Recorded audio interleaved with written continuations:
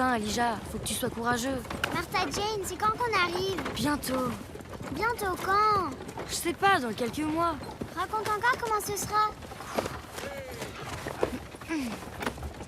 Quand on arrivera en Oregon, les chariots s'arrêteront. Et on se construira chacun une vraie maison.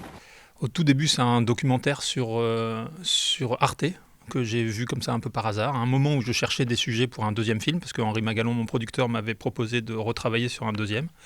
Et je suis tombé sur ce documentaire, et j'ai découvert que Calamity Jane, que Martha Jane Canary avait fait la route de l'Oregon à l'âge de 10 ans et demi. Donc la route de l'Oregon, c'est cette piste que suivaient les pionniers d'est en ouest pour aller chercher des terres arables plus grandes. Et donc c'était typiquement le genre de personnage que je cherchais, puisque c'est une enfant, et que comme réalisateur de films pour enfants, je cherche toujours des personnages qui est un peu autour de cet âge-là. Et donc ça tombait parfaitement dans ce que je cherchais. Il y avait une enfant qui était devenue ce personnage célèbre à la frontière entre les hommes et les femmes, qui joue de ces codes. C'était un thème qui m'intéressait beaucoup. Et tout de suite, mon imagination s'est emballée et je me suis dit, mais oui, son père pourrait avoir un accident. Et là, à ce moment-là, au moment où elle est en train de faire la route avec ses parents, dans un village de chariots, se joue tout ce qui va plus tard faire qu'elle est devenue ce personnage à la frontière des genres.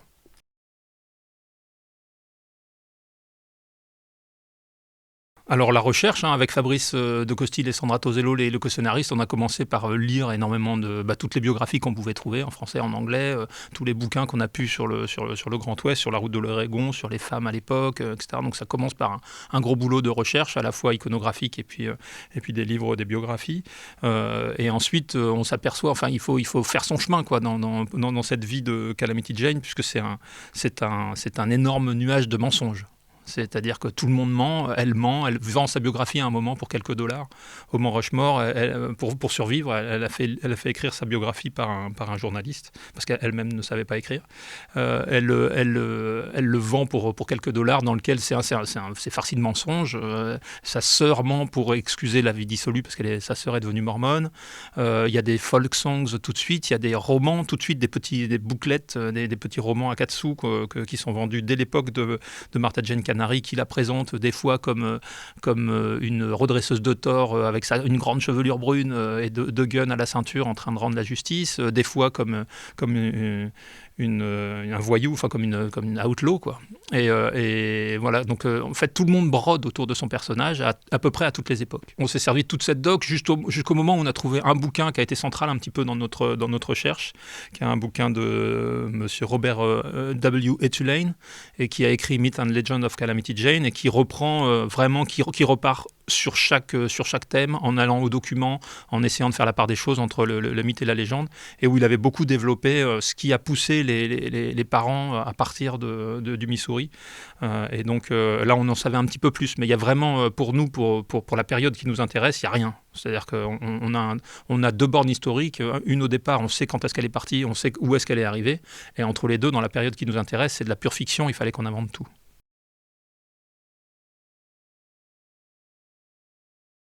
Le sujet pour nous, c'était de présenter un modèle alternatif, d'abord de raconter une histoire qui nous est marrée, c'était de parler du genre aux enfants. Donc le projet, c'était vraiment qu'est-ce que c'est qu'être une fille, qu'est-ce que c'est qu'être un garçon, est-ce que moi, si je mets une robe rose, là, est-ce que vous me prenez pour une fille ou pour un garçon, voilà, d'interroger ça. Est-ce que c'est l'habit qui fait le moine, est-ce que c'est les codes, est-ce que c'est le fait de mettre un pantalon qui fait que, et puis les conséquences que payent les gens, les jeunes filles ou les jeunes hommes qui passent cette barrière du genre, ce code-là. Donc c'était de le mettre en valeur, ce code, par tout un tas de systèmes, par cette histoire, et puis le faire avec une aventure, avec de l'humour, avec de la comédie, avec de l'aventure pour les enfants, quoi, qui se questionnent là-dessus au travers d'une aventure. C'était plus ça le projet.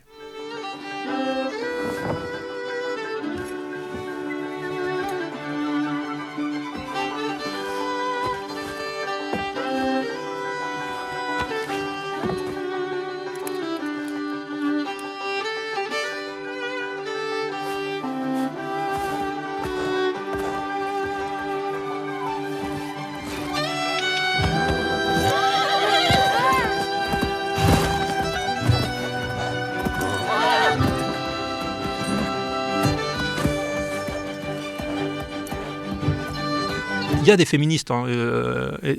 Edward Zinn, dans Une histoire des États-Unis, montre qu'il y a des féministes à l'époque. Il y a des femmes qui se battent contre le patriarcat, qui politisent un petit peu leur combat, etc.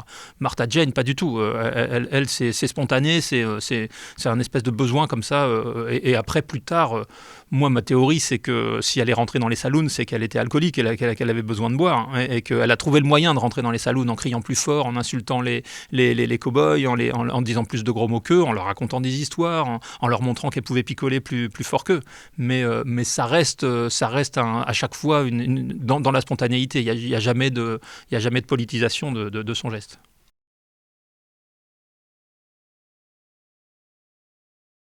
Nous, ce qu'on fait, c'est qu'on fait des films pour enfants, on se positionne toujours à hauteur d'enfant. On l'avait fait pour Tout en haut du monde et on le refait pour Calamity. C'est des problématiques toujours qui sont faites à hauteur d'enfant, et quand on s'aperçoit qu'on a fait une partie du scénario avec des problématiques d'adultes, on casse tout, on recommence et on le refait à hauteur d'enfant. C'est vraiment notre façon de travailler. Et ensuite, ce qu'on fait avec Fabrice et Sandra, c'est qu'on essaie de travailler nos personnages au plus juste possible. On a des méchants qui ont leur part de lumière, on comprend pourquoi ils sont méchants. Les antagonistes de Calamity Jane, par exemple Abraham, le chef du convoi, il a des raisons d'agir comme il agit. Et donc c'est sûr qu'il met une claque à Martha Jane, mais on comprend pourquoi il a fait tout ça. Donc il n'y a pas de méchants qui sont méchants parce qu'ils sont méchants. Et c'est comme ça qu'on arrive en travaillant ces personnages au plus juste, c'est comme ça qu'on arrive à pas faire des films trop bébêtes ou simplistes. Enfin voilà, donc on arrive à les choper comme ça avec des personnages qui sont assez exigeants dans la façon dont on les construit.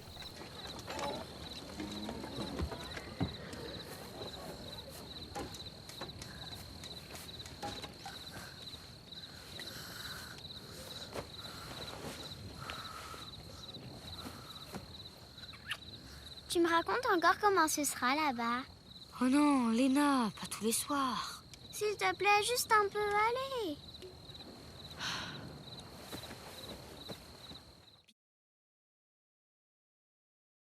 C'est un long travail, et là encore c'est un travail d'équipe, hein. C'est un travail avec Patricio, le directeur artistique, qui était déjà sur Tout en haut du monde, avec Edith Noël qui était le superviseur du layout, avec Élodie Rémy qui est la superviseuse, enfin je ne vais pas tous les citer, avec Fanou Lefebvre, l'assistante réelle.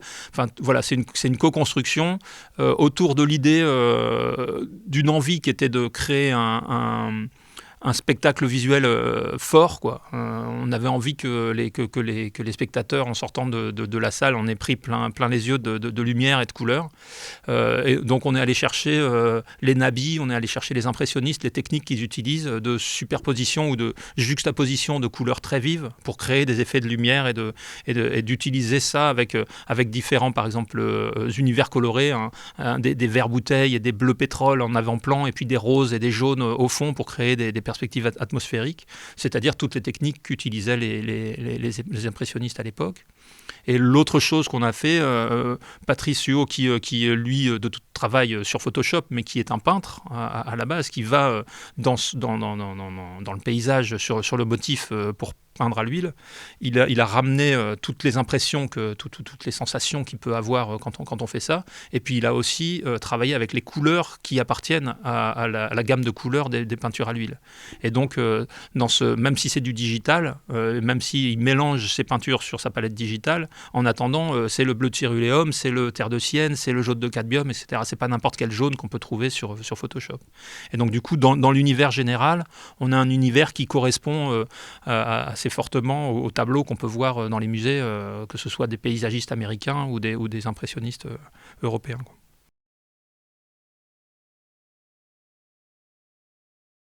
Moi, je suis un amoureux de la 2D.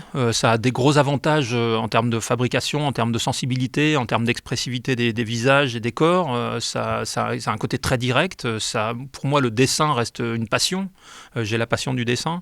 Et je vois bien qu'auprès des enfants, le dessin reste très, très important à travers les livres d'enfants, à travers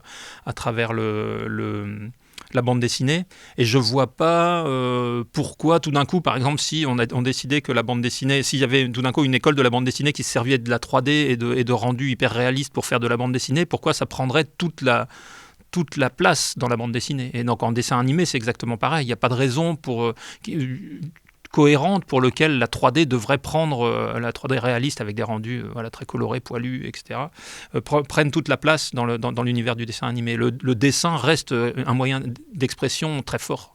Et donc, nous, on utilise la 3D pour les chariots, pour les objets que c'est plus intéressant de faire en 3D. On n'hésite pas à l'utiliser, la technique ne nous fait pas peur. Mais par contre, il reste dans ce qui passe dans un dessin, il reste tout un tas de choses qui nous intéressent beaucoup.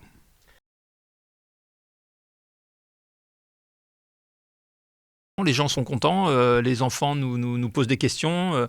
Je me suis retrouvé à expliquer le patriarcat en 1 minute à des gamines, comme ça.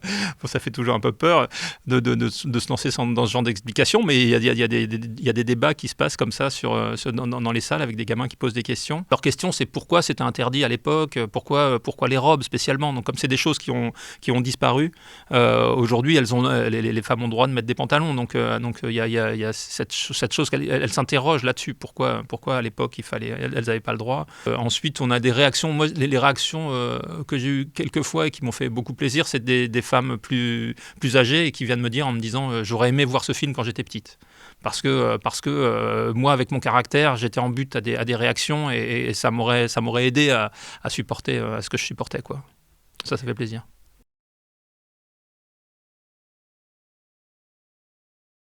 Oh bah c'est de la fierté. Après, mon inquiétude à la base, c'était comment va être reçu un film qui parle d'une icône américaine alors qu'elle parle français. Bon, voilà, donc c'est un peu... mais je crois que finalement, les gens rentrent dans l'histoire et puis oublient assez rapidement cette donnée-là, y compris des anglophones, y compris des Américains, qui nous ont dit oui, finalement, ça pose relativement peu de problèmes. Donc moi, c'était un petit peu mon inquiétude. Et là, que 10 langues, c'est énorme. J'imagine les enfants de tous les pays regarder ça en plein de langues différentes, ça me fait super plaisir. Merci à vous.